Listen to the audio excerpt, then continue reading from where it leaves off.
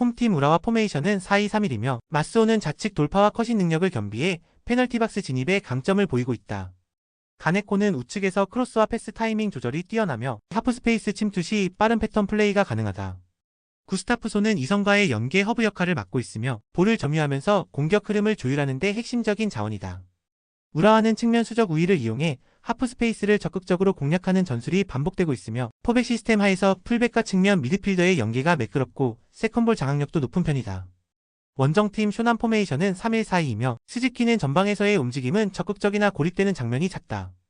오노세는 이선 침투를 시도하지만 공수 전환 속도에서 아쉬움을 보이고 있으며 하프라인 근처에서의 볼 간수가 불안정하다. 히라오카는 중원 압박을 시도하나 수적 열세 상황에서는 쉽게 우위를 내주는 구조다. 쇼나는 3백을 기반으로 하프라인 이후 공간을 넓게 커버하고 있지만 측면 수비 커버에 있어 수적 열세가 반복되고 있다. 특히 상대가 하프스페이스를 적극적으로 공략할 경우 수비와 미드필더 간의 간격이 벌어지며 잦은 실점을 허용하고 있다. 우라와는 측면과 하프스페이스를 모두 활용할 수 있는 전술 유연성과 수적 우위를 기반으로 흐름을 주도하고 있다. 쇼나는 전술 구조상 측면 커버에 큰 약점을 안고 있으며 이로 인해 전개 리듬과 압박 유지 모두에서 밀리는 흐름이다. 이번 경기는 구조적으로 승부가 기울 수밖에 없는 매치업이며 우라와가 지배할 확률이 높다. 결국 전술 응집력과 측면수 싸움에서 이긴 팀이 웃는다. 그리고 그 팀은 우라와다. 홈팀 울산 포메이션은 3-4-3이며 에릭은 전방에서 제공권과 연계 플레이에 관여하고 있으나 박스 내 영향력은 제한적이다. 루빅소는 빠른 돌파와 박스 진입을 시도하고 있지만 3백 체계에서 전환 타이밍을 제대로 받지 못하고 있다. 보야니치는 중원에서 탈압박 능력은 우수하지만 3백 구조에서는 빌드업 시의 공격 방향 설정이 어렵다. 김판곤 감독은 고집스러울 정도로 3백 전략을 고수하고 있으며 경기 중 스코어가 밀리는 상황에서도 포백 전환을 꺼리고 있다. 그 결과 교체 자원을 통한 공격적 반전이 이뤄지지 못하고 있고 경기의 흐름을 유연하게 바꾸지 못한다는 팬들의 불만이 계속되고 있다. 원정팀 대전 포메이션은 4-4-2이며 주민규는 최전방에서 제공권뿐만 아니라 연계 마무리에서도 확실한 한방을 보여주고 있다. 에르난데스는 전개 속도와 탈압박에서 유리한 흐름을 만들어내며 이선 침투도 적극적으로 시도하고 있다. 김현욱은 중원에서 템포 조절과 수비 가담을 동시에 해주며 대전의 전체적인 전술 균형을 유지하는 데 큰 기여를 하고 있다. 무엇보다 울산보다 하루 먼저 경기를 소화한 만큼 체력 회복 측면에서 분명한 이점을 안고 있다. 황선홍 감독이 전술적으로 압도적인 지도자는 아니지만 현재 울산의 김판곤 감독보다는 흐름 전환에 훨씬 유연한 대응을 보여주고 있다. 울산은 3백 구조에 갇혀 전술 전환조차 시도하지 못하고 있으며 공격 조합 역시 유연성이 크게 떨어지고 있다. 반면 대전은 확실한 공격 조합과 체력적 이점을 활용해 울산의 수비 조직을 흔들 수 있는 흐름을 만들고 있다. 결국 고집스러운 전략이 울산의 발목을 잡고 있으며 이번 경기는 대전 쪽 흐름으로 전개될 공산이 크다.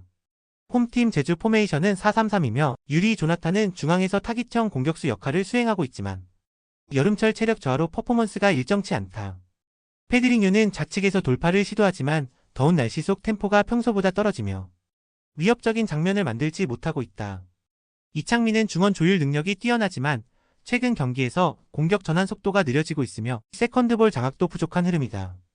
김학범 감독은 무더위 속에서도 강한 압박과 전개를 요구하지만 선수들이 날씨에 적응하지 못해 실전에서의 실행력이 떨어지고 있다. 그리고 홈 이점이 있음에도 불구하고 최근 흐름상 공격 흐름이 무뎌지며 답답한 전개가 반복되고 있는 실정이다. 원정팀 서울 포메이션은 4-4-2이며 클리말라는 폴란드산 스트라이커답게 박스 안 결정력은 수준급이지만 아직 팀 전술에 완벽히 녹아들진 못했다.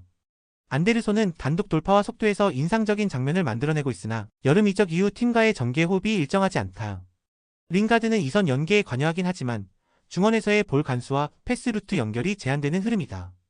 게다가 서울은 김진수, 김주성이 경고 누적으로 이번 경기 결장하며 수비 라인의 핵심 두 자원이 빠지게 되었다. 김기동 감독은 김천에서 합류한 박수일과 영플레이어 박성훈을 투입해 대체하겠지만 실전 경기 감각과 실점 대응 능력에서 불안 요소가 존재한다. 무엇보다 제주 원정은 습도 높은 환경으로 인해 서울 선수들이 정상 컨디션을 유지하기 어렵고 전체적인 경기 집중력에도 부정적 영향을 줄 수 있다. 제주는 무더위 속에 공격 템포가 둔화되고 있고 서울은 수비 핵심 결장과 이적생 적응 문제가 동시다발적으로 겹치고 있다. 양팀 모두 확실한 주도권을 쥘 만한 요소가 부족한 흐름이며 결정력보다 답답함이 먼저 드러날 공산이 크다. 이번 경기는 전술적 완성도보다 외부 변수와 체력 부담이 지배하는 무득점 흐름으로 이어질 가능성이 높다. 영상이 이해가 안 되시거나 이외의 다른 경기 분석 및 조합이 궁금하신 분들은 아래 고정 댓글로 편하게 말 걸어주세요.